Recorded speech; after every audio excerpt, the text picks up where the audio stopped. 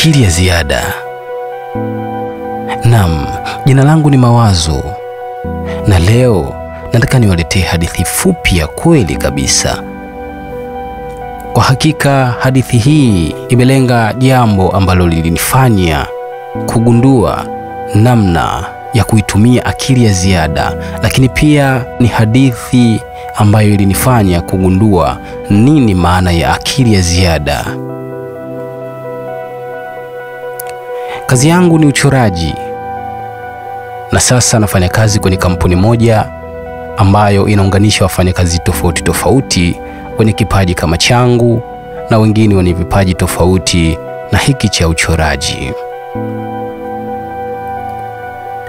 Kwa hakika nimekuwa nikipokea watu wengi sana kwenye kazi yangu, na mara zote huwa najitahidi sana kuwa mchoraji mahiri mwenye kuzingatia kila aina ya kigezo kinachomfanya mtu kuvutiwa na uchoraji wa picha mbalimbali na vitu vyote. Napofanya kazi kuna watu wengi nashirikiana nao, lakini hasa wapo wachache ambao ndo watu wangu wa karibu zaidi kuliko wengine. Na kazini niko na marafiki watatu wakuu. Wa kwanza wa kiume naye anaitwa Clinton, na wa pili pia wa kiume anaitwa Deus. Lakini watatu ni wa kike, anaitwa Valencia. Kama unavyojua, siku zote kwenye maisha sisi wanaume tumebarikiwa ustamilivu sana, hasa tunapokuwa tunalitafuta jambo tulilokusudia kwenye maisha yetu, kwa sababu hatuna njia nyingine ya kupata isipokuwa kupambana na kutimiza ndoto zetu ili tufanikiwe. Lakini mara kadhaa tumekuwa tukirudishwa nyuma na changamoto ambazo zinatuzonga tukiwa tumezikumbatia sisi wenyewe. Na namna hiyo inaonyesha wazi kwamba sisi wanaume mifumo yetu ya ufanikiwaji iko tofauti na wanawake, kwa sababu wanawake wao wanaweza kukutana na watu watakaoamua kuwapa urahisi wa maisha kwa sababu kipo wanachoweza kuwapatia. Sasa katika marafiki zangu hawa watatu kumekuwa na tabia tofauti kidogo kwa huyu rafiki wa kike, Valencia. Valencia ni binti mjanja sana, na ni binti ambaye ana matamanio ya kufanikiwa haraka zaidi. Pia ni binti ambaye hajawahi kuchagua ni nani anaweza kushirikiana naye kwenye mambo yake, ili mradi tu ahakikishe kwamba anayeshirikiana naye anaweza kumfanya kufika pale anapopahitaji yeye.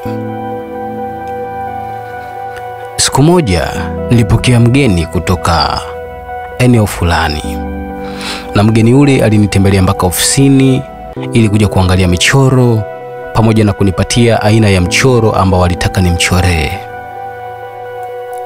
Alikuwa ni mzee wa makamo kidogo. Mzee yule aliwasili ofisini na tulipiga stori nyingi sana. Alivutiwa na aina nyingi za michoro ambayo nilichora, lakini pia alinipatia sampuli ya mchoro wake ambao alitaka nimchoree. Ulikuwa ni mchoro unaoonyesha mashamba matatu, lakini mashamba hayo matatu yakiwa yameungana, lakini pia katikati ya mashamba hayo kulikuwa na ramani inayoelekeza kwenda kuchukua kitu fulani ambacho kilihifadhiwa kwa muda mrefu. Hivyo basi, mchoro huo ulikuwa ni mdogo, nami niliuchora kwa ukubwa. Kwa hakika mzee huyo alifurahia. Lakini katika harakati zangu za uchoraji, kwenye kipengele cha upakaji rangi wa picha, mara nyingi nimekuwa nikimhusisha sana Valencia, kwa sababu Valencia yeye ni mashuhuri sana kwenye upande wa upakaji rangi kwenye picha za aina zote. Basi nikamwita Valencia, nikamtambulisha kwa mzee yule, kisha nikamwambia huyu ni mzee wangu, na ni mzee ambaye tunafanya kazi mara nyingi, ni mzee ambaye anaaminia sana kazi zetu. Hivyo leo amekuja na amenipatia kazi yake ambayo nimeifanya ndani ya muda kadhaa tu na ameisimamia. Lakini kwa kuwa wewe ni fundi wa kupaka rangi picha haraka, nikaona angalau nikupatie sehemu ya kazi yako ikiwa kama ni sehemu ya professional yako, ili mradi tu kiasi kitakachopatikana Valencia mimi na wewe tutagawana, wewe utapata ujira wako sawa sawa na kazi uliyoifanya. Sikuishia hapo. Nilimtambulisha vyema mzee yule kwa Valencia na nikamwambia Valencia kwamba mzee huyu ana mambo mengi, ana connection nyingi, ana vitu vingi ambavyo anafanya. Hivyo kama tukiwa naye karibu sote kwa pamoja, kila mtu anaweza kujipatia fursa kwa namna yake. Hata wewe Valencia, tukifanya kazi hii ya huyu mzee kwa weledi, basi mzee ameahidi kuja kufanya kazi nyingi nasi. Valencia kwa unyenyekevu alimpokea vyema mzee yule na kumpa salamu ambazo hata pindi anaingia mzee yule Valencia alizisahau. Lakini baada ya kusikia kwamba ni mzee ambaye ana vitu fulani vitakavyofanya tuweze kufika mahali, basi alionyesha unyenyekevu, alionyesha busara, kujali na salamu za kiutu uzima. La haula. Valencia aliposikia habari za mzee yule na mambo yote ambayo niliyazungumzia kumhusu, Valencia akaona yes, this is opportunity. Hii kwangu ni fursa. Kwa nini? Valencia amekuwa ni mtu mwenye tabia ya kumdaka kila mmoja ambaye alikuja ofisini na kuona yeye anamfaa kwa matumizi yake ya kujipatia vitu binafsi. Kisha alikuwa anaweza kuwafanya wote hao na kuweka kwenye mifumo na kupata vile vitu ambavyo anavihitaji. Sikuweza kugundua kabla kuhusiana na mbinu anazotumia, na sikuwahi kuweza kugundua kabla kuhusiana yeye na uhusiano na watu ambao wanakuwa wanaanzisha. Yaani kwa kifupi, sikuwahi kumfuatilia kabisa Valencia kwenye mambo haya, ingawaje nafahamu kidogo. Lakini safari hii ikanipa mshtuko, kwa sababu huwezi amini, baada ya kumtambulisha Valencia kwa mzee yule, Valencia alifanya kila namna ajuavyo mpaka kupata mawasiliano na mzee yule. Sikuwahi kujua kwamba alitumia muda gani kuhakikisha anaomba mawasiliano kwa mzee yule ili kuzungumza naye vitu vyake binafsi. Valencia aliweza sana. Wezi amini, mzee yule baada kuondoka aliahidi kwamba atarudi baada ya siku 2, na alipenda sana ule mchoro, akisha akapenda rangi, na alimsifia sana Valencia kwa umahiri wake wa kupaka rangi vizuri sana kwenye picha. Nami sikumficha Valencia kwa sababu nilijua hii ndo kalma yake, naye alipaswa kujikusanyia watu ili apongezwe na ajipatie faida, kwa maana kila kitu kinahitaji watu wakione kwanza ndipo kikupatia faida. Valencia baada ya kugundua kwamba mzee yuko vizuri, mzee ana mambo mengi yanayoweza kumpatia yeye faida zake binafsi, akazunguka mbuyu. Huwezi amini, mzee yule tulikubaliana kwamba atarejea tena baada ya siku 3, lakini ilipofika siku ya 3 nampigia simu mzee, siku ya 3 leo, na ulinipa maandalizi ya mchoro mwingine ni uchore, nimekwisha kuanza, lakini hii siku imeisha, hujatokea. Je, una tatizo lolote? Kwa sababu hujanipatia taarifa, lakini majukumu nilikwisha kuanza kuyatekeleza. Mzee akanijibu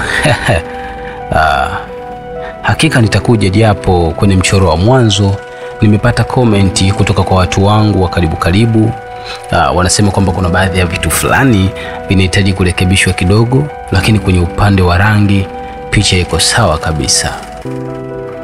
Nikamwambia sawa mzee, huwa najali sana kuhusiana na maboresho ya mteja, hasa tu anapoona kwamba kitu fulani kinatakiwa kurekebishika, na ndio maana mimi nikiwa nachora na kuwa na data, halafu mteja nampatia soft copy.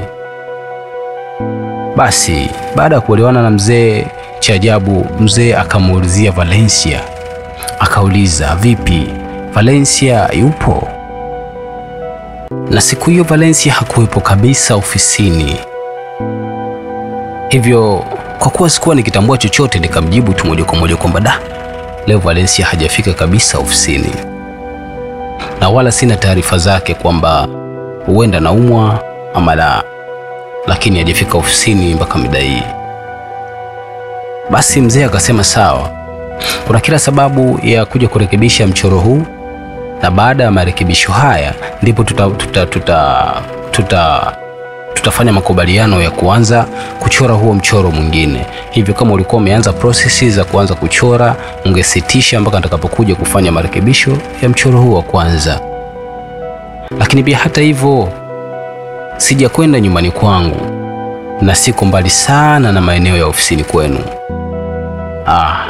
Kwa sasa hapa nimepata nyumba ya wageni na nimelipia kodi yangu ya siku 4. Nahitaji kuwa hapa kulingana kwamba hata nyinyi ofisini kwenu huwa mnakesha na mnafanya kazi usiku. Hivyo itakapofika majira ya usiku nitakuja ofisini kwenu na tutakuwa pamoja, tutakesha kipindi ambacho utakuwa unafanya marekebisho ya mchoro wa kwanza, na kisha tutaingia kwenye makubaliano ya mchoro mpya. Lakini nitafurahi sana kama nitamwona Valencia, kwa sababu ni binti ambaye amenifurahisha, na kiukweli kabisa nimempatia Valencia shukrani yake. Tukiachana na malipo ya kazi ambapo nyinyi mnajua mnakubaliana vipi na mnalipanaje, lakini nimeamua kumpatia Valencia sehemu ya shukrani, kwa sababu hata kabla ya kuja kupaka rangi mchoro huu ulimsifia sana na ulinieleza vitu vichache kumuhusu. Nikasema basi Valencia ameonekana, na kwa namna ambavyo nimemtambulisha Valencia kwa mzee yule sikufanya makosa, kwa sababu hata hivyo imekuwa kama bahati ya Mungu. Valencia tayari ameanza kujipatia faida kutoka kwa mzee yule. Moyo wangu ulifarijika sana kwa sababu nilitimia lengo langu. Basi ulipita usiku ule na mzee hakutokea ofisini. Sikumtafuta kwa sababu nilihisi huenda labda alichoka sana, na kwa sababu yeye alikuwa na nia ya kuja ofisini mpaka amekuwa kimya, basi nilihisi huenda atakuwa na mambo mengi yamemtinga. Lakini pamoja na kuwa na utaratibu wetu kwamba huwa tunakesha ofisini, siku hiyo Valencia hakutokea. Basi nilikesha kwa kufanya shughuli, na kwa sababu alishanielekeza vitu vichache kuhusiana na maboresho ya mchoro wa kwanza, nikaanza kufanyia kazi maboresho yale. Taratibu nilipiga hatua kubwa na nilibakiza kidogo tu kwenye maboresho, na uchache wa vitu nilivyovibakiza vilimhitaji yeye kuwepo. Basi palipokucha kwenye majira ya saa 4 alikuja Valencia. Lakini Valencia siku hiyo alikuja katika mazingira ambayo hayakuonyesha kwamba amekuja kikazi, bali alikuja kwa namna ya kwamba sawa na mtu aliyekuwa na haraka zaidi. Na alikuja akachukua nguo zake 2-3, kisha akasema kwamba kuna shughuli anakwenda kuifanya mahali, hivyo hatakuwepo kazini. Kuna shughuli naenda kuifanya mahali, hivyo sitakuwepo kazini. Kisha akaniuliza, je, yule baba anakuja lini kwa sababu ya mchoro wake wa pili? Nami nikamjibu kama mzee tulivyozungumza. Kabla ya kumaliza maelekezo, Valencia akaniambia nimewasiliana na mzee na aliniambia kwamba akifika hapa ataniambia, lakini sikuwa na uhakika na ndio maana nimekuuliza. Kidogo nikashtuka kwamba Valencia una mawasiliano na yule mzee. Moyo wangu ulijiuliza. Nikasema okay, sina haja ya kujaji sana, badala yake natakiwa nikubaliane na hichi nilichokisikia, kisha nitajaji mwenyewe taratibu. Lakini endapo nikiona kuna jambo lolote linaendelea katikati, labda nitapata nafasi ya kuuliza, kwa sababu mzee yule ni mteja wangu. Na Valencia nilimshirikisha kwenye kazi. Siku ile ilikwenda, na tangu muda ule dakika chache baadaye Valencia aliondoka. Hivyo ilipofika jioni ya siku ile, ndipo nilifanya maamuzi ya kumpigia mzee yule simu, kwa maana hakunitafuta. Nikamuuliza, mzee, jana hatukubahatika kuonana, vipi leo utakuja kwa sababu ya kumalizia marekebisho kwenye mchoro wa kwanza? Kwa sababu hata baadhi ya vitu ulivyonielekeza tayari nimeshavifanyia kazi na vitu ambavyo